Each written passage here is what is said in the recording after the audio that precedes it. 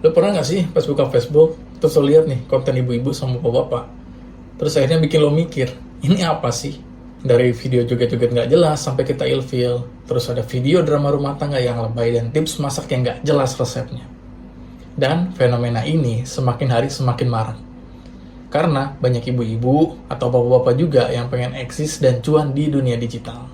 Dan di tahun 2025 ini, tren A Day in My Life lagi booming banget nih di kalangan ibu-ibu maupun bapak-bapak.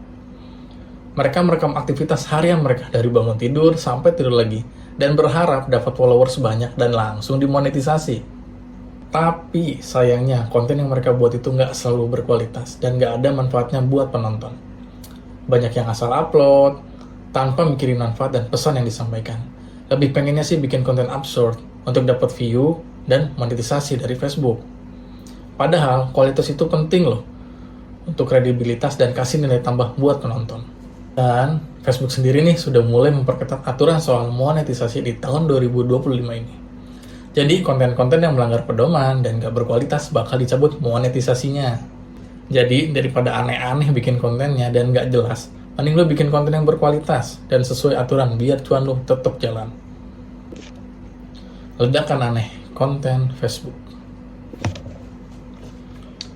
FB Pro atau bisa disebut dengan Facebook Pro dari tahun 2024 sampai 2025 ini menjadi lahan cuan yang menggiurkan.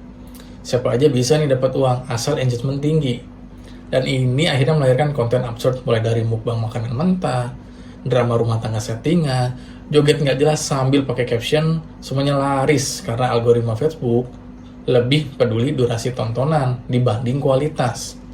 Kreator sadar konten berkualitas itu nggak cukup buat menang, karena yang dicari bukan hiburan atau informasi, tapi kejutan instan yang bikin orang berhenti scroll. Akhirnya mereka ngorbanin akal sehat biar viral. Bikin video asal heboh, asal kontroversial, asal bikin orang emosi. Algoritma Facebook justru memperparah, karena dengan banyaknya interaksi, maka sering video nongol di beranda. Hasilnya, konten clickbait merajalela, sementara yang berbobot makin tenggelam. Kreator yang awalnya idealis, jadi ikut-ikutan, bikin konten receh agar bisa bertahan. Penonton berubah, mereka benar-benar kecanduan hiburan yang instan, yang gak ada substansinya, tapi yang penting bikin ketawa. Pola pikir ini buat konten yang edukasi sepi peminat, tapi sebaliknya yang absurd makin berjaya. Standar hiburan digital makin rendah, dampaknya gak main-main. Masyarakat jadi makin permisif dengan hal-hal konyol. Apa yang dianggap gak masuk akal, sekarang dianggap normal. Sementara itu batasan etika dan adab makin kabur karena yang penting viral. Bukan benar atau salah. Tren ini nyiptain lingkaran setan, dan kreator pun semakin nekat mencari perhatian. Karena algoritma dorong konten absurd dan penonton makin ketagihan. Facebook yang dulu tempat berbagi informasi, berbagi hal-hal yang informatif, berubah jadi arena sensasi murahan. Sampai kapan? Ya sampai platformnya sadar kalau engagement tanpa kualitas akan membuat ekosistem digital makin rusak. Tapi sebelum itu terjadi, kita bakal lihat timeline yang dipenuhi sama hal-hal konyol yang buat kita berpikir, kok hal konyol kayak gini bisa laku?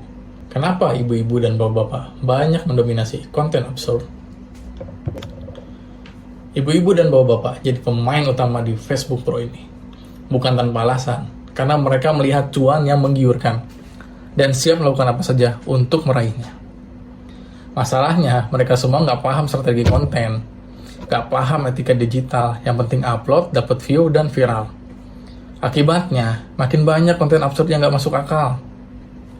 Awalnya cuma konten masak dan konten kreatif bikin sesuatu dari barang bekas. Tapi lama-lama mereka sadar nih, konten biasa nggak menarik apapun, dan nggak bisa bikin cuan. Maka mulailah nih eksperimen konyol, mulai dari masak pakai bahan aneh, drama rumah tangga konyol, joget sambil pakai peralatan dapur. Konten sudah bukan lagi berbagi informasi, tapi siapa yang paling absurd, dia yang viral. Drama rumah tangga jadi komoditi utama, mulai dari drama pertengkaran sampai bongkar-bongkaran aib suami dan istri demi view. Ada yang bikin konten curhat lebay, atau sengaja bikin konflik biar sedikit dramatis. Yang lebih mengkhawatirkan lagi, anak-anak juga sudah mulai dieksploitasi. Demi konten, dari prank yang keterlaluan sampai skenario jadi miskin. Mereka nggak peduli dampaknya ke psikologis anak, yang penting engagement tinggi. Facebook udah nggak peduli lagi soal moral. Selama algoritmanya terbaca, Facebook akan terus merekomendasikan. Satu bapak ibu viral, ribuan lainnya ikut-ikutan. Makin lebay, makin aneh. Yang penting bikin cuan. Konten absurd akan semakin menonjol ke permukaan. Efek jangka panjang adalah normalisasi kebodohan. Dengan tontonan-tontonan aneh dan standar konten turun drastis. Dan orang yang buat konten berkualitas justru makin tersingkir.